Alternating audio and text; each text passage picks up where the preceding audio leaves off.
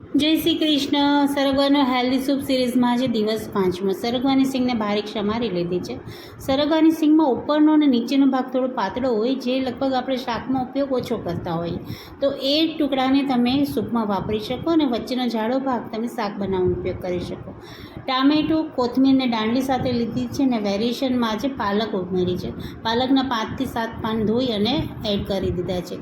સિંધવ, મીઠું, સંચળ પાવડર, લસણની પેસ્ટ અને મરીનો પાવડર ઉમેરી અને એક વિસલ વગાડી બાફી લઈશું અને ગાળી લઈશું. આ સિવાય જો તમારા ઘરમાં પણ વાર પ્રમાણે કઠોળ અને દાળ ખવાતા હોય તો એ પણ તમે પલાળીને થોડું 2 ચમચી જેટલું એડ કરી શકો. જેમ કે બુધવારે મગ, ગુરુવારે ચણાની દાળ, શુક્રવારે ચણા કે જેવા કઠોળ ઉમેરો હોય તો બાફીને છેલ્લે સૂપ બન્યા પછી થોડા એડ કરવા તો સરસ લાગશે, થોડું વેરિએશન લાગશે અને સ્વાદિષ્ટ બનશે. સૂપ બફાઈ ગયું છે, ગળાઈ ગયું છે અને સર્વ કરવા માટે રેડી છે. તો છેલ્લે અડધું લીંબુ નીચોવી દઈશું અને સૂપને થોડું વધારે સ્વાદિષ્ટ બનાવશું. તો તમને આ સરગવા સૂપની રેસીપી અને સિરીઝ કેવી લાગી મને કોમેન્ટ સેક્શનમાં ચોક્કસથી જણાવશો.